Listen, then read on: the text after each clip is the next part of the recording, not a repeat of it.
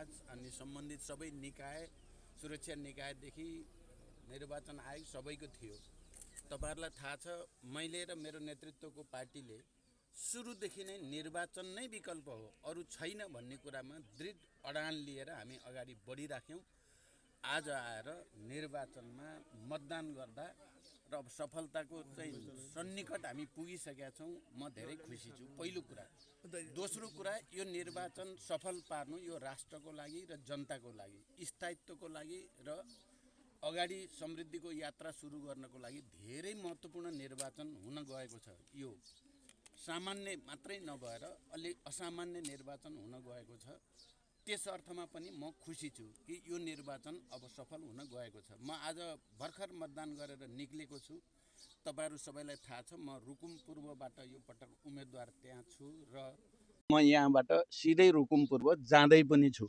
नतिजा अब आउने नतिजा अब त्यसकारण पहिलो कुरा म यो तपाईहरु चाहिँ सबै पत्रकार साथीहरु मार्फत आम नेपाली जनतालाई सक्रियताका साथ उत्साहको साथ उत्सवको रूपमा नै यो निर्वाचनमा सहभागी हुन म अपिल गर्न चाहन्छु र जति धेरै जनताको उपस्थितिमा निर्वाचन अगाडि बढ्छ, यो प्रक्रिया अगाडि बढ्छ, सहभागिता जति धेरै हुन्छ त्यति नै यसले दिने नतिजा पनि स्थायित्वको निम्ति महत्त्वपूर्ण हुन्छ। त्यसकारण म सबैलाई अपिल पनि गर्न चाहन्छु। अब मैले हजुर अब दलहरुको अवस्था बारे भन्दा पनि मेरो त हेर्नु सुरुदेखि पत्रकार साथीहरु तपाईहरुलाई थाहा छ सुरुदेखि निर्वाचन सफलतापूर्वक सम्पन्न हुन पर्यो। स्वच्छ निष्पक्ष र धाँधली रहित ढंगले निर्वाचन हुन पर्यो र त्यसको नतिजा अनुसार देश अगाडि बढ्न पर्यो भन्नेमा जोड हो। कुन दलको कति आउला भन्नेतिर मेरो धेरै होइन, तैपनि तपाईहरुलाई जिज्ञासा छ, मलाई थाहा छ हैन। त्यस अनुसार भन्दा हाम्रो चाहिँ राम्रै आउँछ भन्नेमा छु म चाहिँ। अहिले अब मेजोरिटी त मैले धेरैचोटि भनेको छु कसैको पनि आउने स्थिति छैन। हाम्रो निर्वाचन प्रणालीले पनि अहिलेसम्मको समग्र परिस्थिति हेर्दा पनि हाम्रो चाहिँ कसैको बहुमत आउने म देख्दिन। अब पहिलो दोस्रो तेस्रो चौथो को हुने भन्ने कुरा चारवटा पार्टीको बीचमा नै प्रतिस्पर्धा हुने कुरा नै मैले बुझे अनुसार देशभरिको जति मैले रिपोर्ट लिएको छु हाम्रो party Nepali communist party, Nepali Congress, UML, राष्ट्रिय स्वतन्त्र पार्टीको बीचमा नै मुख्य प्रतिस्पर्धा हुन्छ। हेरौं भोलि पर्सि थाहा भइहाल्छ पहिलो दोस्रो को हुन्छ।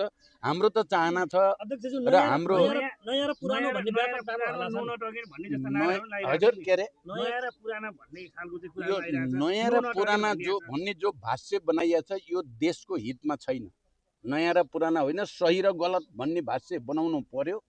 तपाई पत्रकार साथीहरुले पनि र सबैसँग म अपिल गर्छु यो सवाल नयाँ र पुरानाको हुँदै होइन, सही र गलतको, को राष्ट्रको पक्षमा, को जनताको पक्षमा, को लोकतन्त्रको पक्षमा, को प्रगतिको पक्षमा भनेर हेर्नुपर्ने, कसको चाहिँ योजना के कार्यक्रम के भनेर हेर्नुपर्छ र त्यसको आधारमा नयाँ पुरानो भन्ने हुने हो।